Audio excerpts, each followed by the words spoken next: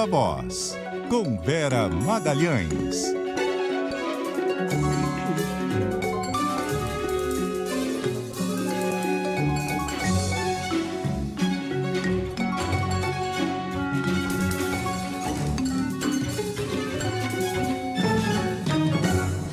Vera já aqui com a gente, áudio e vídeo. Tudo bem, Vera? Oi, Sardenberg. Boa tarde para você, para Cássia, para os ouvintes e também para quem nos assiste. Boa tarde, Vera. Demos aqui a informação no começo do programa e agora... No começo estava mais o debate do Fernando Haddad, estava mais tranquilão, né? Depois quebrou o pau agora no fim. E tá cheio de coisas aí, né? Os fantasminhas, negacionismo e tal. O que você viu nisso tudo, Vera? Sardenberg, essas audiências, né, na Câmara têm sido marcadas por esses embates entre o governo e a oposição. Tem ministros que se saem melhor e aqueles que se saem pior diante dessas que são tentativas puramente de tumultuar por parte de deputados, principalmente bolsonaristas e esses de DNA do MBL, como o deputado Kim Kataguiri. Nas duas eu achei que o Haddad se saiu muito melhor, porque ele está mais preparado, claramente ele deu um ipom nos dois deputados e se saiu bem, mas nenhuma nem outra intervenção eram o centro do debate, né? Eram deputados tentando lacrar em cima do ministro da Fazenda e ele deu um passa-moleque nos dois, achei que ele se saiu bem. Porém, no que era o cerne da audiência, eu acho que tem alguns problemas maiores para o ministro, ele sabe disso, e foi aí que ele ficou nervoso com a coisa dos fantasminhas, e aí eu acho que ele passou um recibo de uma coisa que é mais de fundo e que é mais séria, que é a grande desconfiança que existe em relação à política fiscal do governo. Ele usa o fato de que a economia foi bem no ano passado, de que ela conseguiu bons indicadores, como inflação, criação de emprego, aumento da renda decorrente do emprego, para dizer que qualquer preocupação agora seria motivada, ele falou até patrocinada, o que é uma acusação grave, que os analistas que fazem senões, que apontam senões à política fiscal, estariam fazendo uma crítica patrocinada e com algum interesse à política econômica e fiscal, porque os dados do ano passado foram bons. Isso uma coisa não tem nada a ver com a outra, porque o ano passado de fato foi bom, o governo chegou a montar um arcabouço fiscal que foi lido por muitos como, embora um pouco mais leniente, pelo menos mais crível do que o teto de gastos, e parecia se esforçar para cumprir aquele arcabouço fiscal. E o que aconteceu de lá para cá? Um afrouxamento dessa política por parte do próprio governo antes sequer de tentar cumpri-la. Então é isso que leva aos senões todos, as dúvidas legítimas por parte de economistas, como os economistas do Real, que apoiaram o Lula na eleição, mas que agora vem um descompasso da política fiscal, e que levam aos problemas que o governo está tendo de aprovar suas medidas todas no Congresso e a puxada leve de freio que o Copom deu na queda de juros, né? Deu uma leve pisada no freio porque viu aí que pode ter algum risco fiscal. Então essas coisas todas são reais.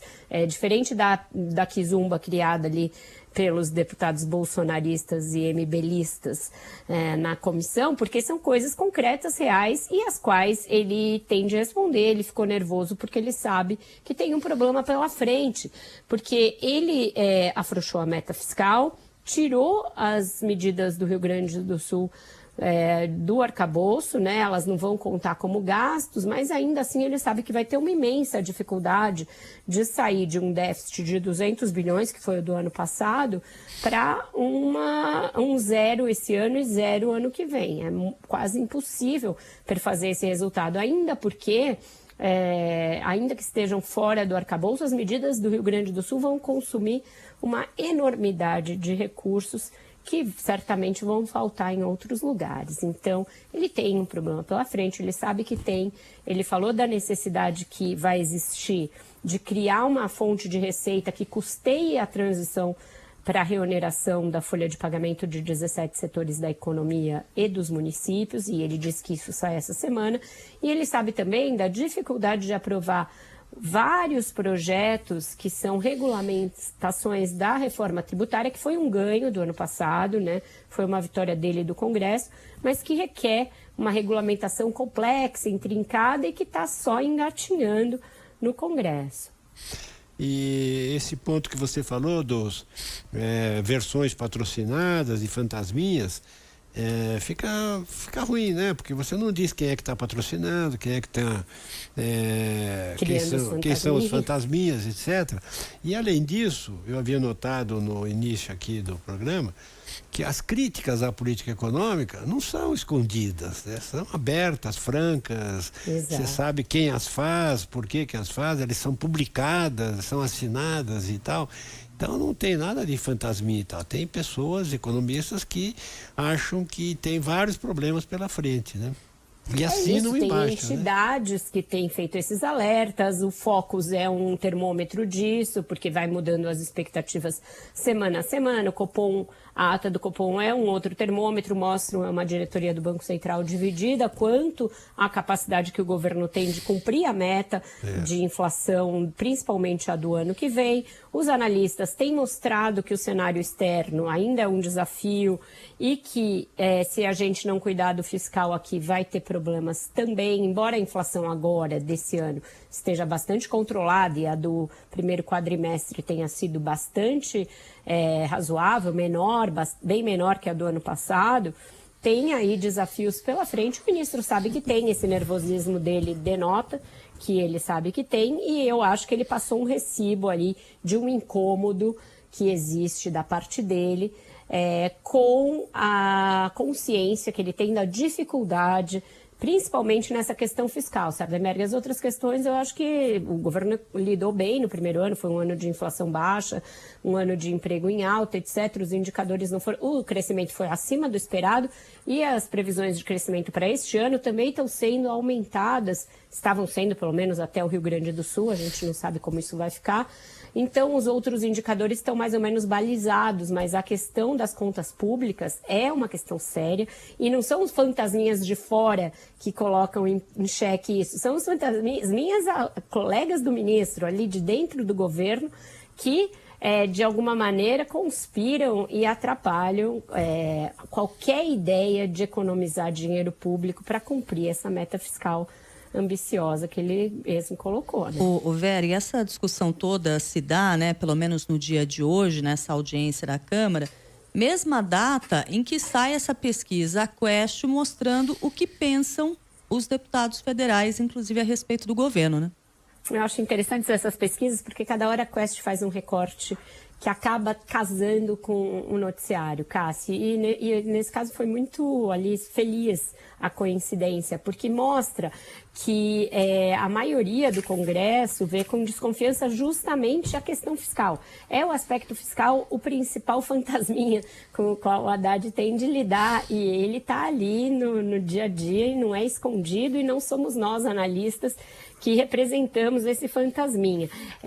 54% dos deputados, é mais com deputados do que com senadores, mostram preocupação com a inflação, e 61% dos que se dizem independentes, ou seja, o centrão ali, que não é a base aliada radical do Lula, mostram que o Haddad vai ter dificuldade em cumprir a política econômica. E na base aliada, ele só tem 81% de aprovação. Então mostra, como a gente viu na reportagem do Felipe Igreja, que também ele tem alguns desafetos dentro de casa, como a ala do PT mais gastadora, representada ali pela presidente Gleice Hoffmann, pelo deputado Lindbergh Farias.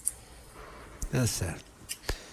Vera, obrigado, Vera. Só mais uma coisinha, ele falou de fantasminhas, a nossa ouvinte aqui, a Vera Fernandes, que é muito bem humorada, ela falou, encontrei alguns fantasminhas na feira, tomate a 9, peixe a 35 e tal. Ela se assustou, né? Ficou de cabelo em pé. A inflação nos índices oficiais está bem, mas é aquela coisa que a gente sempre fala aqui, né? Uhum. Ela subiu, depois não voltou a cair a patamares que era antes, então para o consumidor sempre dá a sensação de que as coisas estão caras, e para a renda do consumidor elas estão de fato caras, né? A inflação caiu, mas não os preços, né? É complicado isso, né? É um nó que todo governo vai ter de resolver daqui para frente. Bom, e só para completar, você falou da inflação acumulada, a inflação acumulada em janeiro, abril, É o último dado disponível, claro, nós estamos em maio, a inflação acumulada de janeiro a abril é de 3,7. A meta para o ano... Essa é de 12 anos, né? É não. 3,69 em 12 meses. 12 meses, exatamente.